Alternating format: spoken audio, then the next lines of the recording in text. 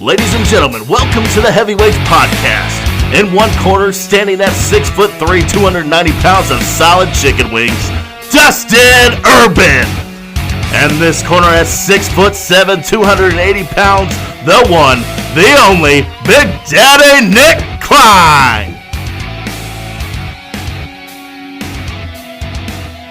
Hey everybody, welcome back to the Heavyweights Podcast. I'm here with Nik Klein and Josh Reeves, and I'm Dustin Urban. We got some XFL news, well, the last XFL news ever here. They filed for bankruptcy this week, and they will finally be done. So what do you guys think is, other than the bankruptcy part, a big failure or what? Like I've said before, I know we talked about this earlier, how can you not look at this as a failure? McMahon came out and said when he sold, over $100 million worth of shares of his WWE stock, and that they could get through 2 to 3 seasons of payroll, and then you have, unfortunately, it cut short because of the coronavirus, and you fold after 5 games and then file for bankruptcy.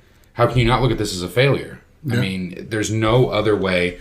Alpha Entertainment filed for Chapter 11, which was their parent company. They announced that they had anywhere from $10 to $50 million in debt, that they owed 1,000 to up to 5,000 different creditors, including Bob Stoops, who's owed 1.8 or 2.8 million. I mean, shit, they even still owe Mark Trestman. All these coaches are still owed money.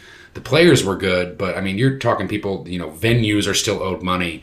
Vendors, parking lot attendants, like anything and everybody. So there's no other way to look at this besides utter disaster, and it was pointless. I think it's a big failure because I couldn't see my Tampa Bay Vipers win it all this year. Oh my God! They weren't gonna win it. They weren't gonna come close. They were going to make the comeback. Not the century. I'm not gonna get it. No. You still technically lost the bet though, because wasn't the bet that they would make the playoffs? Yeah. So they technically never made the playoffs. No one made the playoffs. But neither did the Vipers. So you still lost. It's still a wash. You don't owe me $20. I'll avoid your bet. I mean, it would have been interesting to see, because they would have lost their best player, PJ Walker, was going to get an NFL contract. You knew some of the top players were going to, and a few players were actually going to be eligible to be drafted next week. And you were going to rotate this every year. So it looked like it could have been a spring league, which is what we all wanted, I think. We wanted something that was competitive. You can't compare it to the NFL because nothing will ever be as good as that, because that is, your prime players, top of the cream, the crop. It wasn't going to be as good as college football just because the fandom's there. You don't have 110,000 people packing into these stadiums.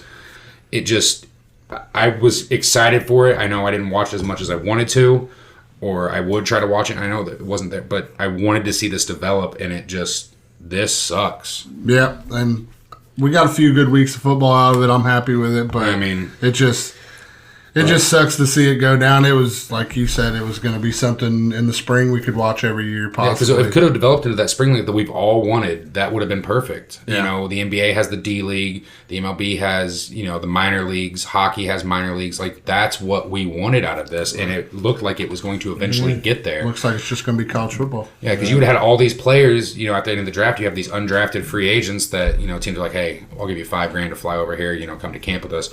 You could have guys like Bob Stoops, basically, who was good at recruiting at Oklahoma, come in like, why don't you go and showcase yourself here real quick? You'll have, it won't be nearly as much money. You won't have that guaranteed, $750,000, $850,000, but you're going to play more. You're going to have these coaches watching film every week, and you're going to get another chance. Yeah, it's going to be a long time, I think, before we see another league try to start up after this disaster. I mean, we went to get people to even put the funding forth. It's going to be a really everything's been a failure. You go back to the '80s when Trump started the USFL. The USFL. It competed for a few years, but until they tried to go up against the NFL, that's when they folded. Yeah. That was their biggest mistake. Yeah. And I think that's what the XFL was. The one thing they were doing right was they said from the beginning, we're not going up against the XFL or the NFL. Well, the AAF even publicly said that all they said was they wanted to be a spring. But at least the one thing I think we can all agree on is the AAF was nowhere even close to what the XFL was this time. Right. The XFL had a more competitive product on there. Right. I mean, they were throwing out Matt McGloin, or no, that was the XFL. Christian Hackenberg was in the AAF. Terrible choices like that. This seemed, Trent Richardson was playing in the goddamn AAF and trying to get on the XFL. They're like, ooh, we like players that can still play. But it's unfortunate, and we might see something in 5 to 10 years down the road. That's what I mean. It's going to be a while. It's going to be a very, very long time. You've seen it every now and then. Teams coming out.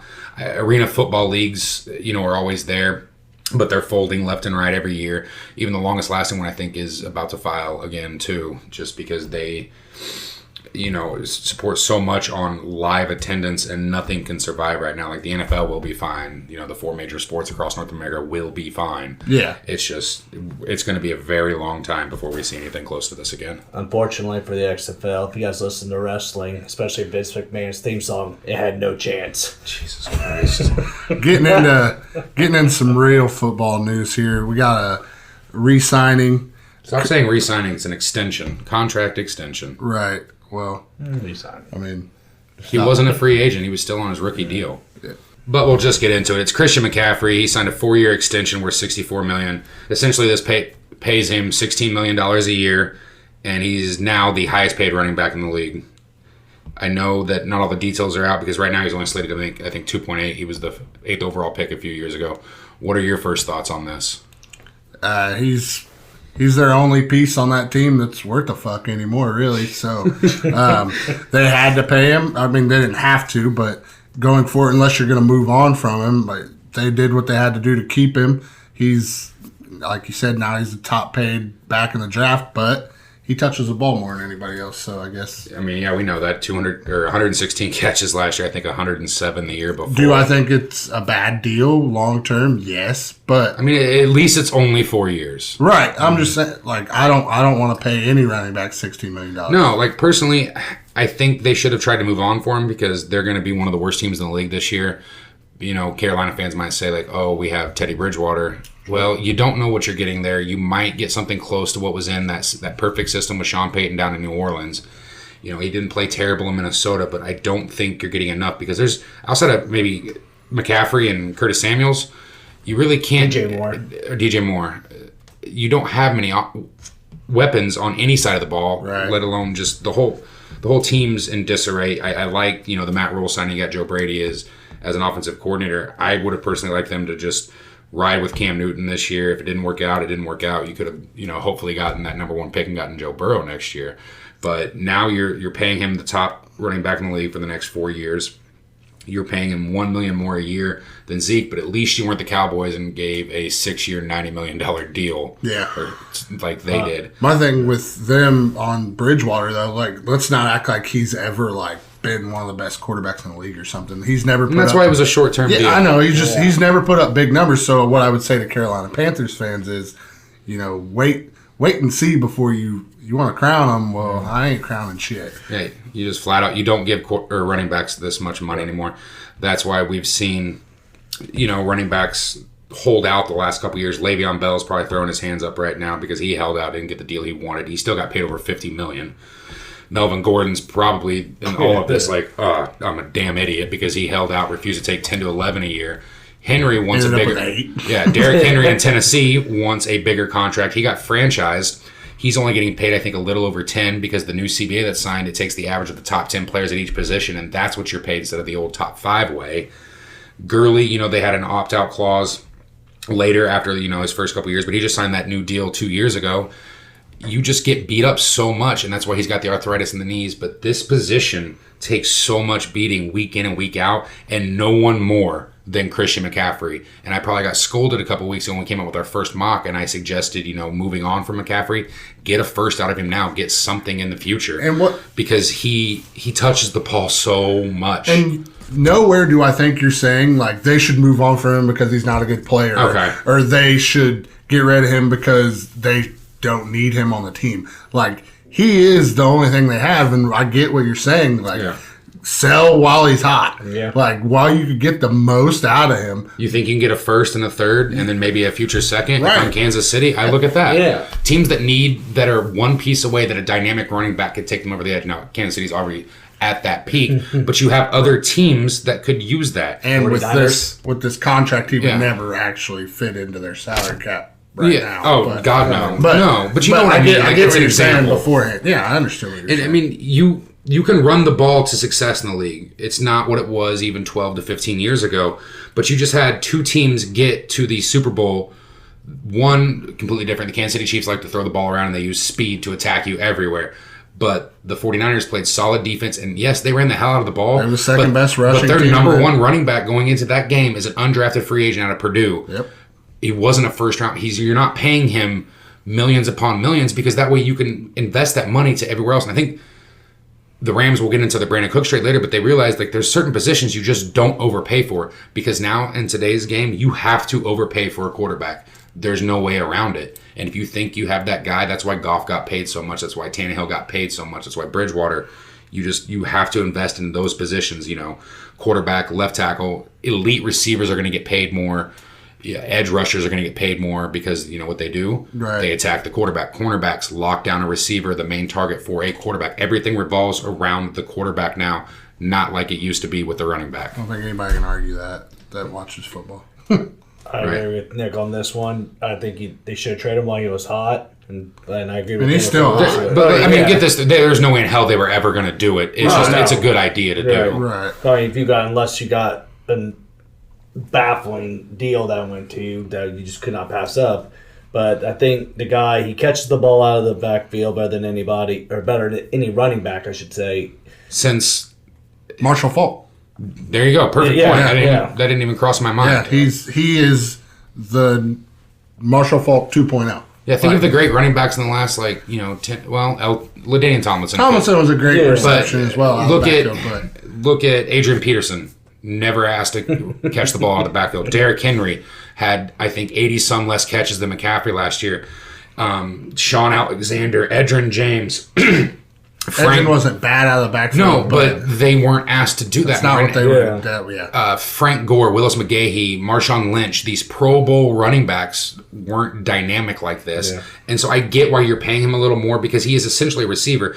It's closer to what they're doing down in New Orleans with Alvin Kamara. Or what they used to do with Darren Sproles or what they used to do with Reggie Bush. Correct. And what Andy Reid's always done with his running backs outside of probably Deuce Staley, who could do a little bit of both, and Westbrook, but it's a different game, and I get it, but I don't agree with it. You know his dad, Ed McCaffrey, the former Bronco, is very proud of him, though. Oh, yeah. I mean, he's been a dynamic player. Did I think he would blow up like this this year? No. But he is a top 5 running back, and now with everything that he does, and he did this last year with Will Greer starting games, with being the only option. walking in with basically 3 toes and no other foot, and you knew going in each week you had to slow down Christian McCaffrey, and teams could still not do it. Yeah, I just hope he's not, with the workload that he's had. Hopefully this contract doesn't. That's what you worry about. I mean, you've seen it time and time again. That's why if I'm the Titans GM. And even Titans fans will probably won't agree with that, but you look at that workload that Henry's taken on these last few years. I really like the way he went about getting his money. Oh, yeah. Like, Le'Veon Bell, you wonder why you're not a Steeler? Look at this guy. Yeah. Doesn't have any off-the-field problems. I'm not saying nothing against what Le'Veon Bell personally doesn't have any off-the-field problems. Didn't sit there and complain about his money. Went out and balled out. Motherfucker got paid. That's how it works. Quiet.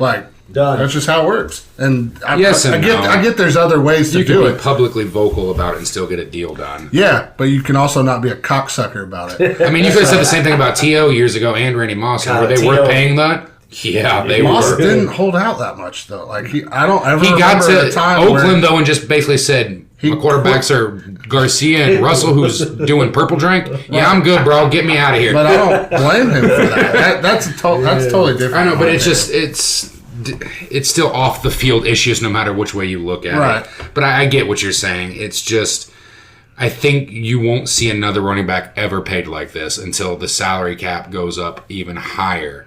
But they are not going to be, this isn't going to set a new deal like it does for quarterbacks, and you're just going to start getting higher and higher. I think we're done with this. Teams are going to show, look what happened to Todd Gurley, look what happened to Melvin Gordon, Le'Veon's still not the same. No.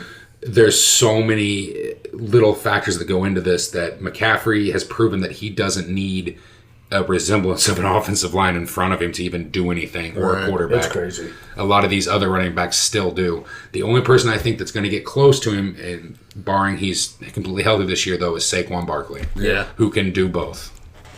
He's a little bit of a better runner. And the main reason he's going to get paid like that is because the quarterback that's in front of him isn't going to be up for that deal before He'll be up 1 year before. You know what I mean? Yeah. That's another big thing. Yeah, no, I'm glad we're on the same page. It's unfortunate for running backs because it's so hard to get to that second contract. Like I've said before, if I'm the Colts, I'm not giving Marlon Mack a second deal if he wants 4 to 5 years more and be paid like a top 5 running back. He's just not worth it. You can go in that 3rd to 4th round and get you even 2 that can replace the production of 1. Fresher legs, you're going to be better off. Parents, don't let your kids play running back.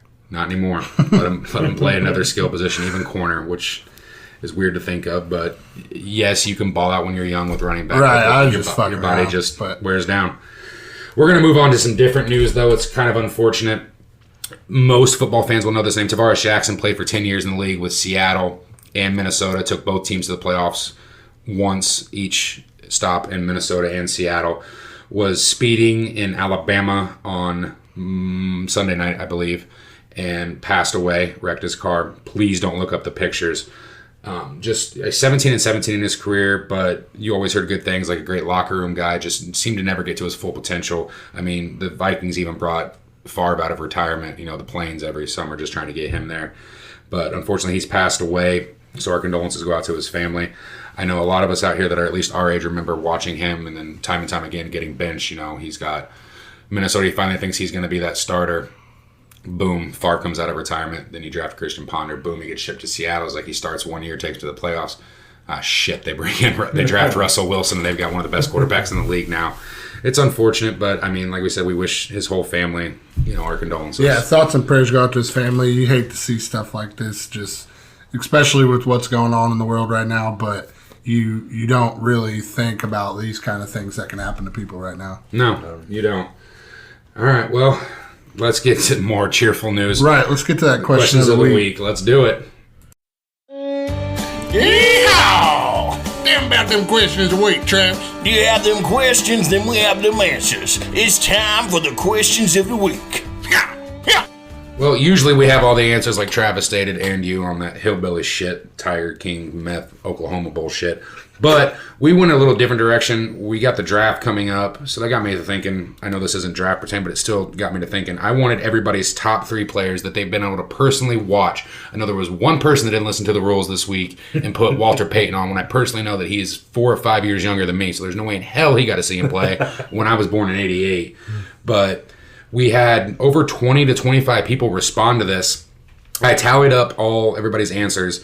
We had over 44 different players selected, 28 of them Hall of Famers. Obviously, there's some more guys that are going to be inducted into the Hall of Fame. But the top 3, number 1, Peyton Manning got 7 votes. Barry Sanders got 6. Walter Payton got 5. There was a lot of Bears players.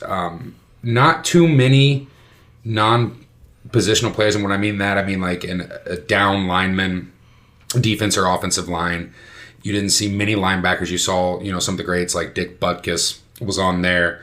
I know Urlacher, Ray Lewis were on there.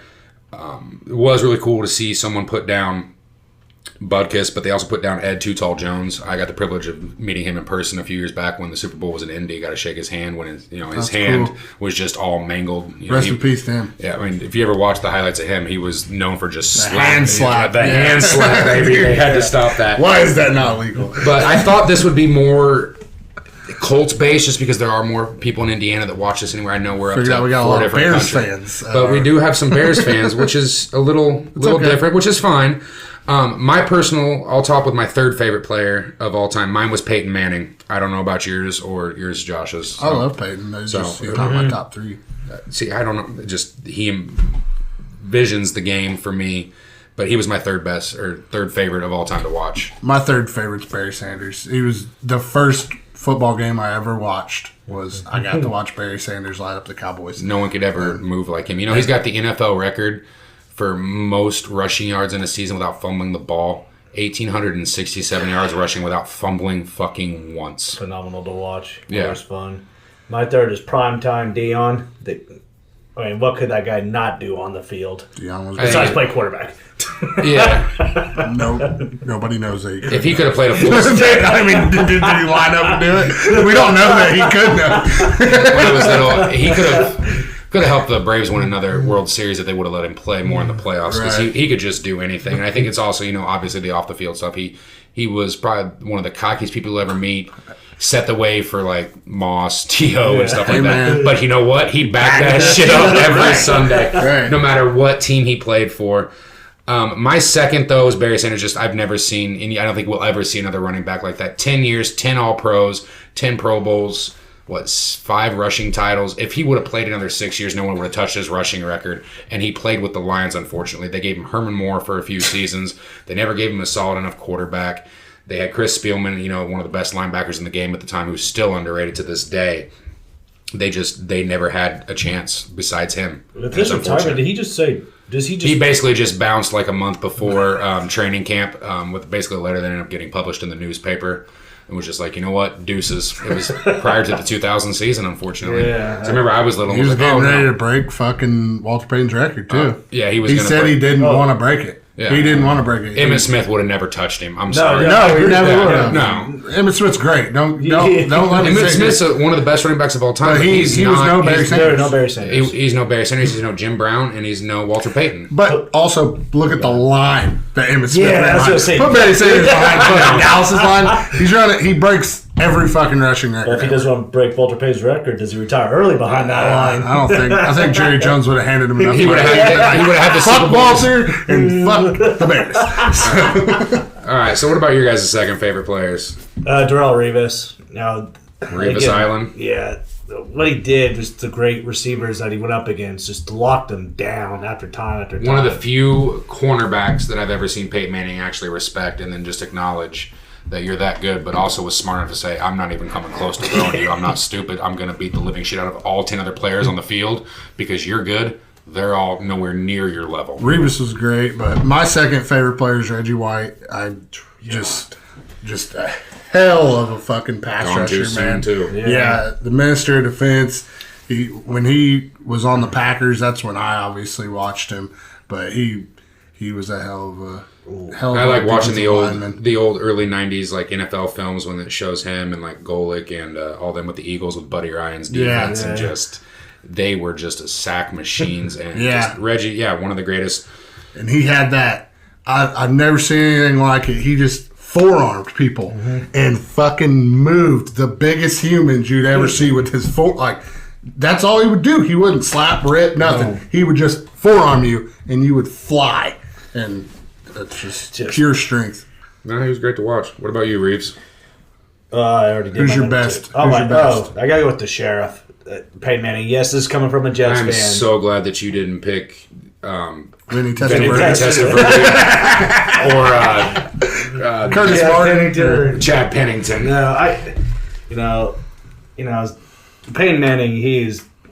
What he did on the field was just make people look stupid.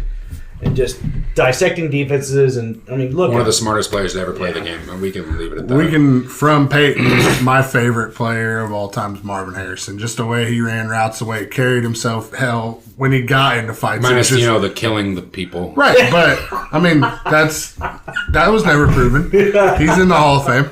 I know he's in the Hall of Fame, but that was never proven. It's quite obvious. It was never proven. I know. I loved Marvin, but. He made some of the best catches you will ever see. Yeah. And his sideline presence, his footwork, insane. ability to get down before he could get hit, but some of his toe touch touchdown grabs. Like I always go back to that Thursday night football game in 2006, Colts at Patriots. The Colts finally get over that first mental hurdle, beat New England on the road, and Marvin had just one of the dumbest catches I've ever seen the back of the end zone. Slapped it up in the air. Still caught it again. Basically froze in time listening, because I would always watch the games on TV muted and listen to Bob Lamey on the radio because the passion he had for the Colts was just second to none. But, I love that pick. I'm a little different. I played offensive line for 15 years. I wore number 78. Tarek Glenn, who was one of the more underrated left tackles for 10-plus years in the league. Underrated. he was my favorite player to watch all the time. The fact that he was so quick off the ball, I would watch film or just watch the game, not watch film like that. Right. But he would be called for offsides, and they had to create rules. I think after the 2001 season, they went back and watched. He was just so quick on his first 2 steps that he was timing it perfectly with Peyton Manning and never jumping. He went 3 or 4 years without was it 2002 to 2006? I think he had in that time frame 2 offsides and 1 holding call the entire time, and he was known for 3 penalties in like 6 years. That's crazy. That's just quiet. Only made 3 for Pro any Bowls. offensive lineman. That's only made 3 Pro Bowls. You know, you had to go up against like Will Shields at that time, Larry Allen. You had Sean Merriman. Like no, I was talking about for Pro Bowls. Like I thought you were left talking about dudes tackles. he went Like up you had against. Jonathan Ogden. So many elite. Couple Hall of of Famer. Yeah. So you didn't talk about, and plus, you know, Peyton, Reggie, Marvin, Edrin, all Dallas Clark were all taking, you know, all the credit, and you just never realized, like, until Saturday was getting to the end of his career and Glenn retired right after the Super Bowl, they had to start plugging and playing these 2nd and 3rd round draft picks, and Peyton started getting hit like 18 and 19 times a seat, or getting sacked. That and we're like, oh wait, what the hell happened? Like we were so getting spoiled with Peyton getting sacked like once every 5 weeks. It was just, to me, he was just. I loved playing that position and just protecting Peyton's blindside. I just loved watching him play every week. Yeah. Right? Yeah. Everybody all good? Yeah. We got some trade news. We got some Bill O'Brien dumbass alert. Like we need to create a sound of like a stupid siren. Or like Red Foreman talking every week. Anytime Bill O'Brien finds a way to win games as a coach, I'll give him that. But anything outside of that, he is not able to do it. Here's Bill O'Brien. All right, we'll have that for you. But all right, Brandon Cooks got traded. What did he get traded for? All right, so the Rams finally realized they signed Cooks last offseason to a 5-year, $81 million extension. They shipped off their 4th round pick this year and Brandon Cooks to the Houston Texans for a 2nd round pick. Cooks he's always had at least 1,000 yards except for last year when he had the concussion issues, but he's fragile. He's 5'10", 180. Yeah. He isn't your prototypical. He's a great number 2. He can't. He's a deep vertical threat. He can't work in between the numbers well. You saw that New Orleans realized that, shipped him off. New England got him. They realized that, shipped him off. Sean McVay realized that, shipped him off. You downgraded from a top 3 wide receiver in this league to someone who Cooks is probably top 20 in this league, but you don't know if he's going to be right with this concussion. He does have a better quarterback to throw to from Watson. He went from Goff to Watson, but you owe this dude $16.2 million each of the next 4 years, and the cap hit starting after this year is $12 million, then $13 million, then $14 million. You are going to cut him at some point and waste money because you refuse to pay the same amount of fucking money that you're going to have to give to DeAndre goddamn Hopkins. Yep. Not including the 3-year, $27 million you gave to Cobb on top of that. Like, what in the hell? Hey, man. Thank God. If I'm the Colts, I'm offering like the next 2 first for Deshaun Watson and probably Jacoby Brissett, and Bill O'Brien's going to go, what can I do with that? As a Colts fan, thank God Bill O'Brien runs the Texans. Didn't you say a couple weeks ago, Urban, that thank God for this pandemic that people are not showing up at Yeah, because he would be dead. In the world I live in, if I was a Texans fan, I'd get a fucking sniper rifle and take him out. No, that's what I live in. You can't go back to Waco days, I'm man. just joking, but Jesus Christ. You know, some people say football's a matter of life and death. I'll assure you, it's much more fucking serious than that. So let's just move on. No, I don't get it time and time again. I ended up loving the Laramie Tunsil trade. You know, you gave up a first for that. But you know what? You are protecting your franchise player for the next 6 to 8 years minimum. Loved it. Hopkins is only, 28 maybe? Yeah. 27? Yeah, He might not even be that old. 26, I think, actually. Him and Brandon Cooks are around the same age, aren't they? Yeah. Yeah.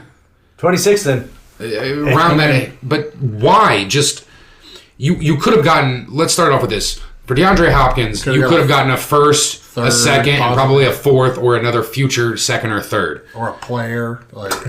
You did. You got David Johnson. I know, but like better players. I mean, David Johnson from his rookie year, I would have loved that, but we know that he can't stay healthy. He's not that guy. Hopkins doesn't have injury issues. That is another thing I'm grateful for. He tore the Colts up twice a year.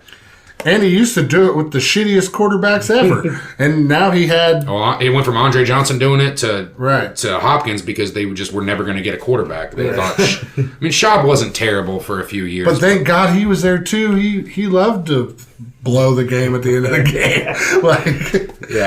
Him and Kubiak. It was some great years there when Peyton was there, 14-1 against the Texans. Never will forget that. Yeah, the Colts will never have another run like that where they just don't lose for 3 straight years in the division. Even with Pagano, and then they had Peyton the year. You know, they started the AFC South and they're just going to dominate for the next 9 years.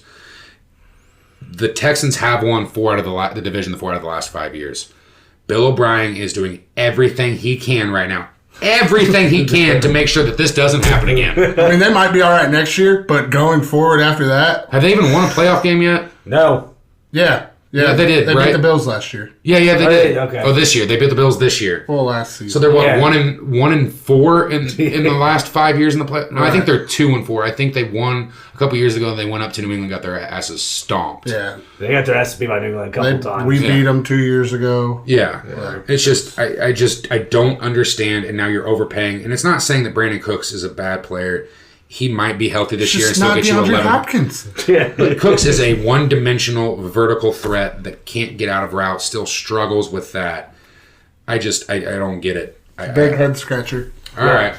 We're going to take a quick commercial break so I can cool off and so Urban can cool off too because you said some really screwed up things about Bill O'Brien. It's a joke. And then we'll come back and then we got a few other things to go over, including everyone's favorite segment, Would You Rather? If you haven't heard about Anchor, it's the easiest way to make a podcast. Let us explain. It's free. There's creation tools that allow you to record and edit your podcast right from your phone or computer. Anchor will distribute your podcast for you, so it can be heard on Spotify, Apple Podcasts, and many more platforms. You can make money from your podcast with no minimum listenership. It's everything you need to make a podcast in one place. Now download the free Anchor app and go to anchor.fm to get started. And make sure you listen to the Heavyweights Podcast. All right, thanks to Anchor for sponsoring us again. Like always, they don't have to. Actually, they can choose not to, but they do it for free and they pay us, which is pretty fucking awesome. We're going to get into 2 quick things before the Would You Rather segment. First off, for all the Colts fans out here, I know, like we've said before, time and time again, we have a lot to listen here. They dropped a new logo yesterday. Not much has changed. They're going to have some numbers and the horseshoe on the back of the helmet be a little more visible. But one thing they did add was a secondary logo. If you haven't seen it, it's similar to what Cathedral High School has. Actually, it's a giant C, but in that center of the C, basically where you could fit your fist, it's the shape of Indiana. I'm all for it. I actually like it. Yeah, it looks cool, man. I like it. It'll be great for hats and t-shirts. Yeah, I like the new hat, the hat lineup they already came out with. I wasn't a big fan of the logo, but when they put that on a gray shirt with the blue, I actually was like, oh shit, that actually pops. Well, and they came out with the alternate colors and everything. Yeah. And finally, the color rush uniforms for the Colts won't be black or it won't be white. Yeah, or all white or all Colts blue. Yeah. They came out with some black jerseys that look pretty tight. Did they come out with black jerseys? Yeah. I haven't seen those. Yeah, they look pretty tight. I'm interested to see. So we have a few jersey changes every year. I think what the Falcons released last week, I think looks slick as shit. I love it. But did you see the tweet that somebody put out? They put Paul Crew, Mean Machines. Yeah. Looked just like that shit was great, man. I was wrong. They didn't look terrible, but that was funny, man. Kudos to it's better than what the Rams came out with this year. Oh, yeah. Looks like someone used 1995 paint. Buccaneers came out in New Jersey. They look way better. They went back to what they're going back to closer to the early 2000s, late 90s. Like yeah, I'm all for all this. Just don't do what the Rams did. The Colts are going to be one of the few teams that are never going to actually change their main logo. Like the Cowboys, you're never going to see them do that. The Steelers, the Giants, Packers. Yeah. So New York changed their logo. Winning teams in history are usually not going to come around and change much. I'm talking about the Giants. They still have that classic NY. I mean, they might change the way it looks a little bit, but they're never going to come I thought that was like their new one back in the early 2000s. No. Okay. Never mind then. Fuck it. Okay. But, yeah, so, I mean, listen to them from the offseason. What were you going to say? Then the Colts also changed their name. It's not like the big, like, bubbly C. Now it's like a kind of crisp looking. Yeah, it looks better. The color, it's still It's still the way it's presented. Right. That's all it changed. But the Colts horseshoe will forever stay. Jim Irsay said that forever. I mean, you have to. Classic franchises like that, the Cowboys, just the ones that have been around. And the reason why the Colts are that way is because they were originally based in Baltimore. It's not going to change. Listen to what those teams are doing in the offseason. Don't do what the Rams did. But speaking of the offseason, we'll move on to the next topic. The NFL announced yesterday that they're going to do a virtual offseason. Right now, that is in place until May 15th, unless this stay at home, the quarantine lasts longer. What essentially that means is that teams' facilities will stay closed, but they're going to be able to use iPads and stuff like that more, so they can do virtual workouts from home. Classes can't be longer than 2 hours, though. Look at your playbook, stuff like that. Yeah, but they can do the rookie mini camps. This is how rookie mini camps are going to go. So you're going to have these players, doing. I don't know how the coaches are going to set this up, but they're going to be able to basically see like a giant Zoom meeting of these players doing the workouts. It's not going to go as well. If they do this, though, they still have to play the per diem. I think it's minimum. Each team has to pay each player a day $235. So even guys that aren't on rookie contracts yet, that are undrafted free agents, they're still going to have to pay them. But the guys that got their workout bonuses for off-season workouts, they'll be able to get them. Yes, that's correct. So it's going to be a little different. They opened it back up to where by June they're hoping that they can still have these workouts. I don't know if that'll happen because you're talking about hundreds and hundreds of people being at a team facility, because you got to think you got to feed them and do all this other stuff as well. Plus, they came out and said if one state comes out and says, "Hey, you guys can do that," the NFL will not open up and let some teams be in their facilities. Which I don't agree with. But what they're saying is that would give that team or those teams competitive. But did you see what soccer said over in Europe? They basically said, we cannot control. It's the same, essentially, as country from country. It's like, due to the best of your, in this case for the United States, would be the state standards, which is what you kind of have to do in this situation. Is it unfortunate? Yes. But look at a lot of these players don't live in those fucking states to begin with. They just fly in. So say Montana opens up first. Every team has enough money to ship them the fuck out there, find a damn field, and do these workouts somehow. Fucking field in my hands. I'm just saying, for example. Just recent news with Florida, they said sports games are essential. Like they don't care if the NBA gets together, puts on a basketball game. Their players, the coaching staff, and the production people can be there. Yeah, just no audiences. Which is completely fine. God, yeah. But, it's just, we'll see how things play out over the summer. Well, I know one player's not going to be attending this NFL virtual offseason. That's Dak. Yeah, he will. Well, he just came out and said, no contract, no virtual offseason. Okay, he'll be fine. I don't know. They also have until July 15th till he has to sign that franchise tag, which he will. And who knows, it might get pushed back. Yeah, let's hope not. I mean, I know they've been in pre-discussions to talk about a shortened season that would start around Thanksgiving, which I can't go without live sports until November. I know that, I shouldn't be, complaining, but one, this is a sports podcast, so if you're listening to, minute 50 of this by now, for some reason, you like sports. It's not the craziest thing to talk about, man. They're talking about possibly starting the college football season in February. I know. Jesus. The draft would have to be pushed back. It'd be unreal at this point. There's a lot of more hoops to get through. I wish baseball would just shut up and wait until this slows down. They have 162 fucking games. They're facing shut down. No, but they keep saying we're gonna do this. We're gonna do this. Just wait and then figure it out, because it's obviously gonna be a shortened season. They know that, but stop saying we're gonna do the Cactus League and the Grapefruit League, which are in Florida and Arizona for these spring league teams, and then we're just going to create winners from each of that, and that's how the World Series is going to play. Fuck it, here we go. 82 straight double headers. So, you want to be a baseball player?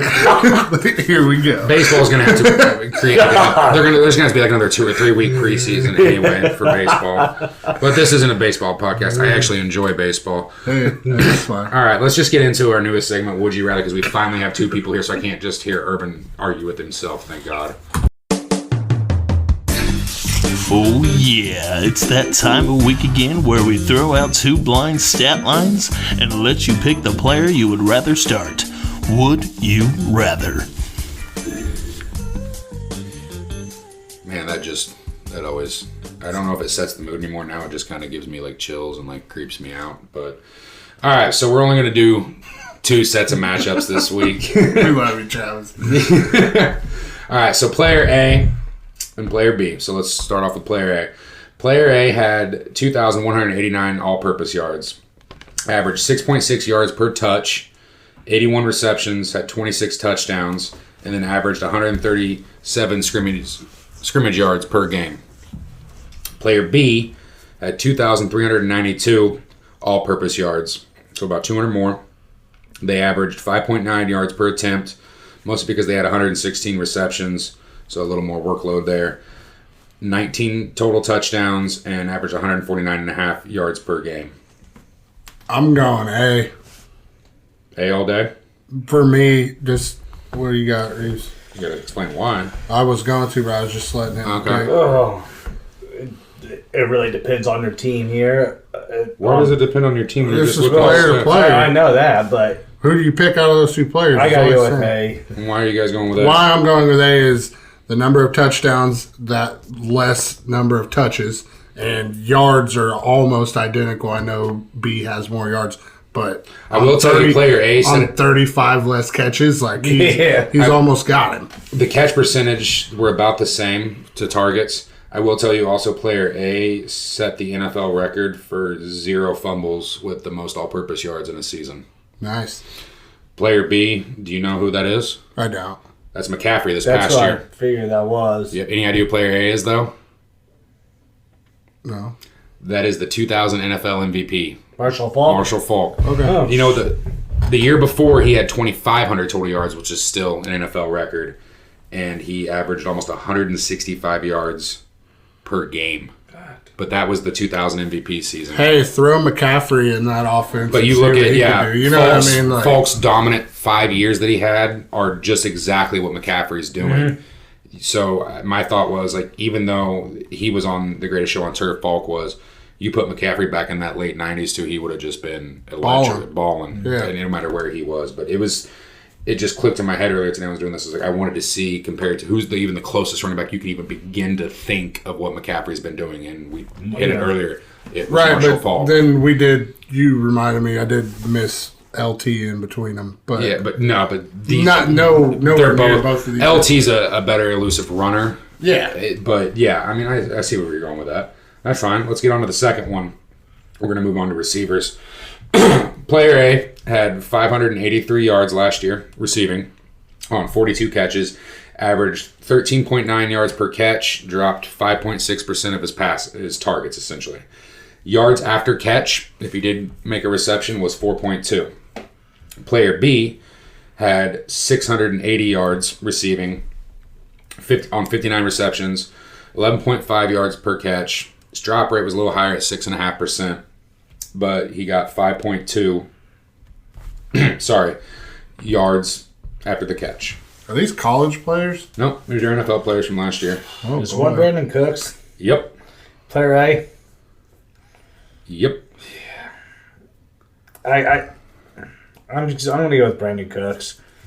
I think with the right I know we dogged on him earlier a little bit. We didn't really dog on him, We but just said he wasn't DeAndre Hopkins. That's Yeah. what we said. well, yeah, I'll take A too, just because of yards and targets. Like, they're I not get targets, but yeah, receptions to yards. But you're willing to give up a second-round pick for A. no. Well, that's just what O'Brien's dumbass did, because player B is Deontay Johnson. I doubt you know who that For is. the Colts, right? No, not even close.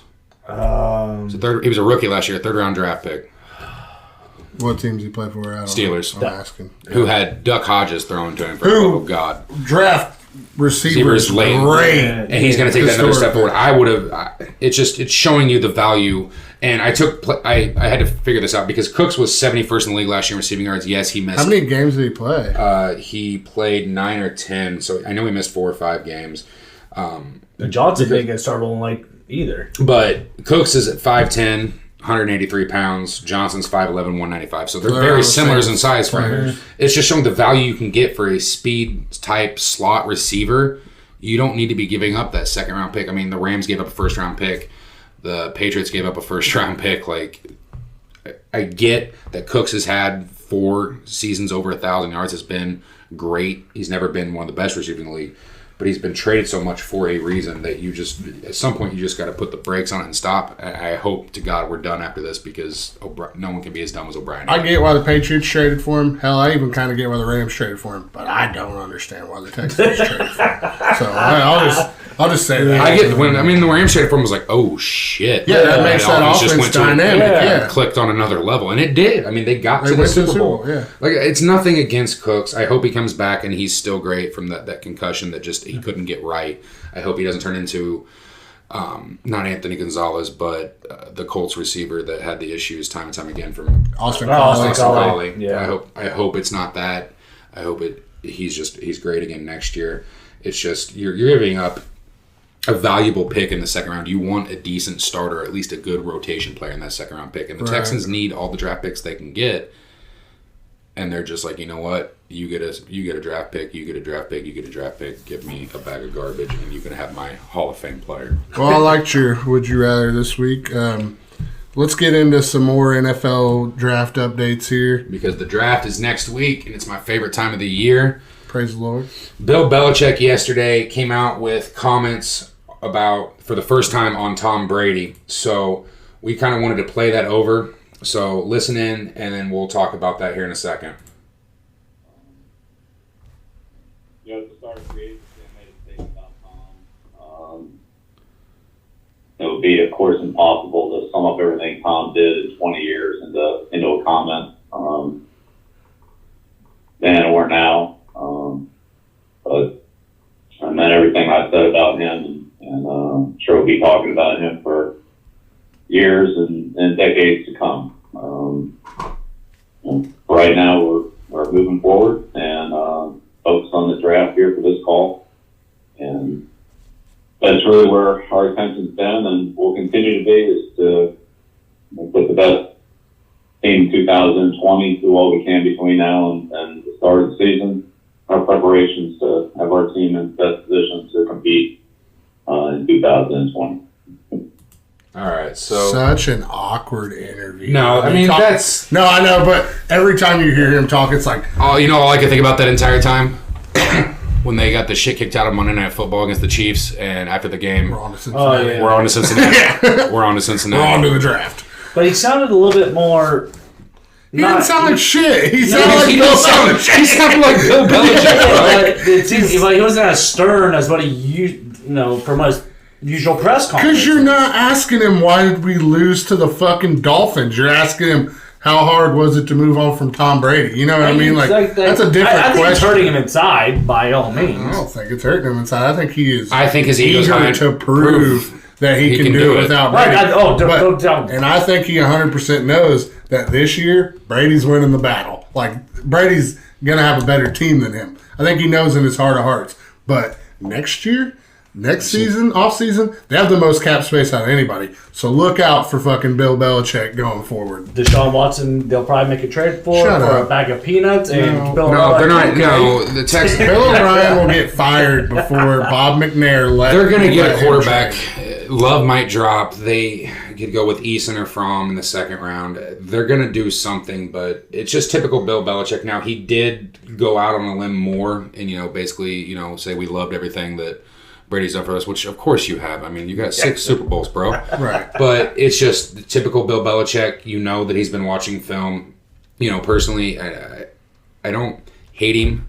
I almost admire him. It sucked being on the opposite end for so many years with these battles. Yeah, but he is the greatest coach of all time. Yeah. I don't think you can argue that any other way. And yeah, Brady might have a better year this year, or Brady might pull a Favre what he did in his second year with the Vikings, and Arians be like, shit, probably should have given Mr. Crab Stealer a second chance. But I love that. yeah, it's just.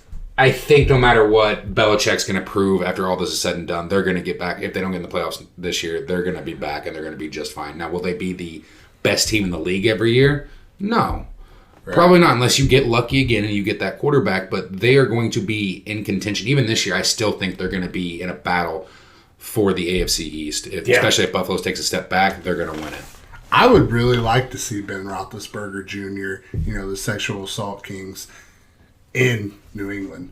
Like, I don't think Big Ben goes there. no, I'm talking about Jameis Winston. He's Ben Roethlisberger. That'd be a good pickup Jr. for him. That or Cam Newton. Yeah. I've been saying it all. Like, why hasn't anybody signed those two? Jameis needs to realize now he's going to probably be a backup, and I think he's going to have to be okay with that. Cam, though, is a former MVP, one of the greatest quarterbacks we've seen in the last 15 years.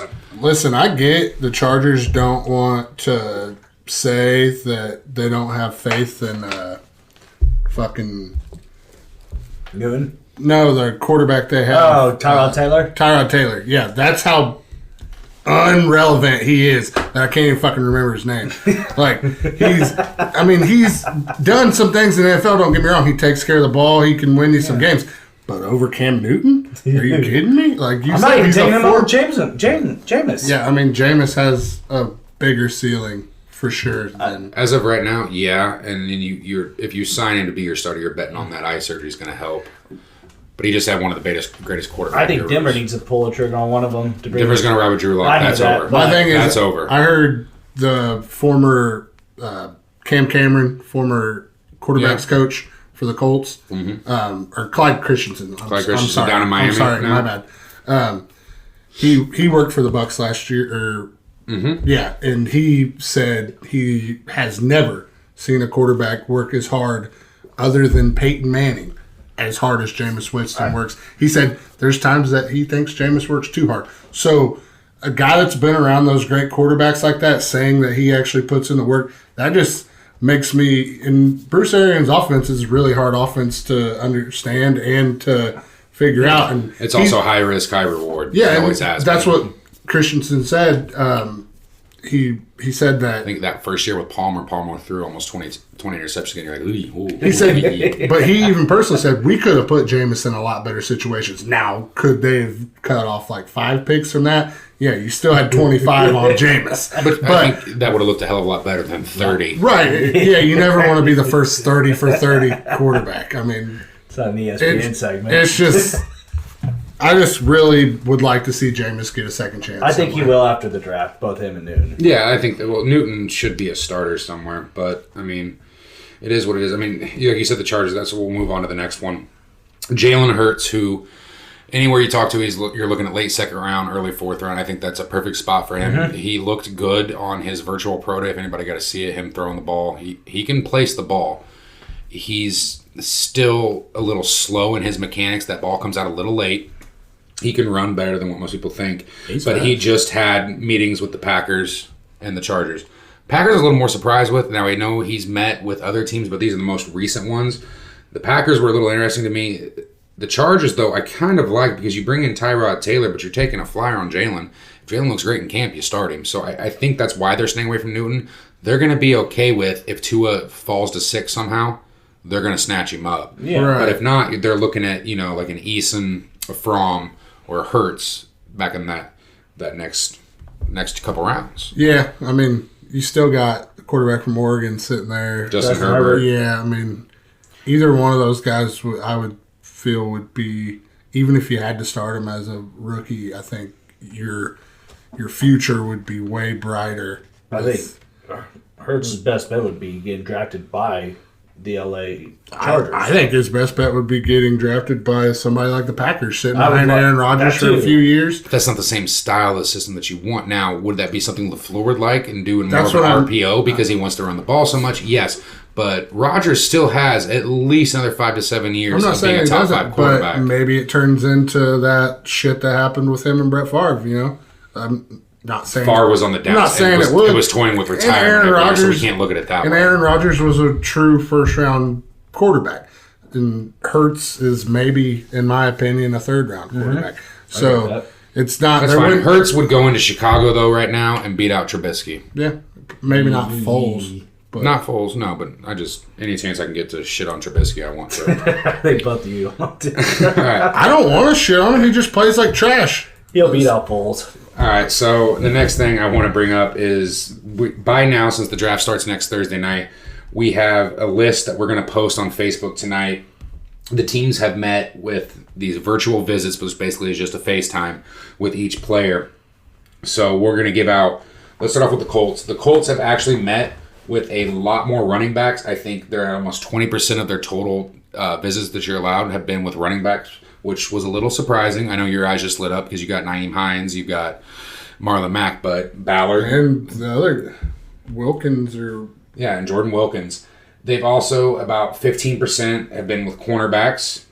I still thought there would be a need on the D-line. It's not been there, but edge rushers about 6 to 8%. Another surprising spot, linebackers about 5 to 6. I think, though, that'd be targeting in later rounds for the Colts. For sure. I mean, you've got to. I like where they're at, but they could definitely, outside Darius Leonard, any of those other spots can be improved upon if you get a late round steal. Yeah, I don't think any real Colts fan could sit there and say that those linebackers couldn't improve. Yeah. And for any of them out there, 15% have been dedicated to quarterback. So you can almost guarantee outside of Burrow, they have met with Tagovailoa, they have met with Herbert, they have met with Love, and I think those are all confirmed. And I know for a fact they've met with Eason and Fromm. Yeah, they need to be. Yeah, so we'll post those up. I guess another one would be to go through because we do have a lot of Bears fans out there. I got to pull them up real quick because I'm trying to look at this whole chart. They have the same percentage as looking at wide receivers and offensive linemen. Great. Where the fuck was this at in free agency? Yeah. I guess you could say one thing they didn't do was overpay for a lineman or receiver, but you overpaid Robert. They're one of, they also are one Jimmy of three teams that have interviewed a punter. Whatever. You can look at these. A lot of these will come from the North-South All-Star Game, the Shrine Bowl, all that shit. But I hope that their second-round picks and everything are focusing on improving that offense because you've got to. That defense is going to be top 5 next year. Get yourself some help. You've got to do something on that offensive side. You got an offensive-minded coach that is supposed to be creating these new, fast RPO-type plays and everything else, and it's just not working. Yep. Then we got Jake Fromm. He's rising up some draft boards. Yeah, here. he had an interview with not Charlie Castro, but on the NFL Network saying he's meeting with a lot of teams that are looking at him early second, even considered trading him in the first, which I can't see. Jesus. But I think he's met with over 14 teams already. Fromm might go before Jacob Eason as that first quarterback in that second round, which would surprise me. He looks a little limited, but he did beat Eason out his freshman year when Eason was a sophomore at Georgia. I was about to say, he's limited on what he can do. He's got a decent arm. He doesn't move in the pocket well enough for me, and he can't throw outside the numbers. He doesn't have that accuracy that you want to be able to dissect a cover 2 or a cover 4 with a corner blitz, something like that. And let's not act like he wasn't surrounded by talent at Georgia. So, you know what I mean? Offensive line, receivers, running backs. Oh my God! That's what it's exactly what I Sorry, said. DeAndre shit. So surrounded by talent, like I just said. How many? Ridley. He had Ridley's little brother. That was at played in one national title. He's game, at Georgia. Like he had some really good talent around him. So first round? Are you fucking kidding me? I mean, you might see that a team just because you're that 5th-year option. You get that 5th-year option when you draft him in the first round. I just. Whew. The only time I can see that happening is if you have the 3 quarterbacks just go right in the first 10 picks, then people are going to. Which I still think you're going to get. That could easily happen. Herbert 2 and Burr are going to go top 10. Yeah. Well, the key question is where was Jordan Love going to go? Right, and he could easily go in the top 10 too. Yeah. But he's not going to get past the Patriots, I think, at 23. No way. And hell, there'd probably be a team, if he's getting ready to be there at 23, that would trade up to 22 where the Vikings are at, give them some more picks, and take Love right in front of them. Yeah. It's not crazy. This whole draft next week is going to be a little interesting, though, because we know it's the internet-based, it's the virtual draft. The NFL did I'm interested to see that. Yeah, they're going to do a mock test with no real picks, but just they're going to run through 2 rounds. I hope they simulate trades on that, add that in, hey, Team A trades in, they'll make, the Colts call, act like the Colts had the 7th pick, they call in, the Bengals have the 3rd pick, and they want to trade and see if that works, because they just want to make sure they hopefully get out all these bugs. But at some point in this draft, someone's pick's not going to come in on time, and I can't remember who that was a couple years ago, but there was the Vikings. Vikings. But I did read though that if there are any real technical difficulties and they can prove that it was like that, they won't be. But some penalized. team at some point is going to It's gonna say get that, fucked. and they're going to get an IT person to lie about it. Right. But they're going to do that. And then they'll get draft picks taken from them down the line. Right. So NFL don't play. Well, and the cool thing the NFL is doing, they're doing a Bob Barker neuter your pets type shit during the entire draft the next week, all 3 days. Will be basically a live telethon to raise money for the COVID-19 research, which is kind of cool. Yeah. They announced that today. So that's what we got. Next week we'll do our next mock drafts. That'll be a little more in live. We're going to create a poll tonight and see if you guys want us to go on Facebook Live and talk about it during the draft next week. But let's go ahead and crack open a beer. Yeah, let's get that 6-pack cracked. This is the 6-pack of the week. All right, so with this 6-pack of questions, I went Colts related. So, what player has the most tackles in Colts history? Dwayne Bickett. Yep. How many players have over 50 sacks wearing a Colts uniform? Just how many players, not you don't have to name them. Well, I mean, the first two over 50 sacks, you got Freeney and Mathis. And then the other, man, because Edmund was a bust and the number 1 overall pick. I'll just go with 3 to be safe. Yep, it's Mathis, Freeney, and Bickett. Bickett was a hell of a player. He was a great linebacker. 80s and early 90s, right? Or yeah, he was drafted in the late 80s, Yeah. early 90s. Who had the most punt and kick returns for a touchdown in Colts history? Ooh, man. Lenny Moore? Clarence Verdon. Okay. I wouldn't have known that one. No, Lenny Moore was just a guess just from the... This player tied Tom Matt for the longest rush in Colts history with an 80-yard run. So who has the longest rush in Colts history? Donald Brown? Yep. Did it against the Titans. Yep. With a minimum of 150 pass attempts, what quarterback has the second best passer rating in Colts history besides Peyton Manning? With how many? With at least a minimum of 150 pass attempts, who has the second best passer rating as a Colt? It's not right, but I'd have to go with Luck. It's Jim Sorgi. Okay. Oh, good Lord. Yeah. Who has thrown the most interceptions in Colts history? Still Peyton, wouldn't it? Or then Johnny Unitas. Okay. But, hey, you did pretty good on that. Yeah, I wouldn't have gone with... I mean, I knew Unitas threw it, but I would still go with Peyton. Yeah, I was surprised. He's barely over 50% completion percentage in his It's career. quarterbacks I mean, back in I the get day. it, but still, everybody talks... I'm not saying Johnny Unitas wasn't great, but everybody really says he was one of their favorite players, a lot of older people. I mean, the quarterback style back then, I mean, you had... A lot of the quarterbacks weren't, Efficient like that. I mean, even Joe Namath never threw, I think, more than 17 or 18 touchdowns in a season. Right. They could just win games late because everybody would run the ball. So it was Right. just different time, different era. Shit changes. All right. Well, thanks for joining us again for another week. Next week, we're going to go with our last mock draft. Looking forward to that. And then we'll just do any latest news with the draft based on that, but that'll take up most of our time because we're going to write all these down. And then next Thursday when the draft starts, we're going to go ahead and go Facebook Live so everybody can comment in. So if you want, when we'll get this set up on Facebook and everything. We'll get everybody to submit their mock drafts. We might do a little contest for that. But other than that, stay safe. See y'all next week. See you.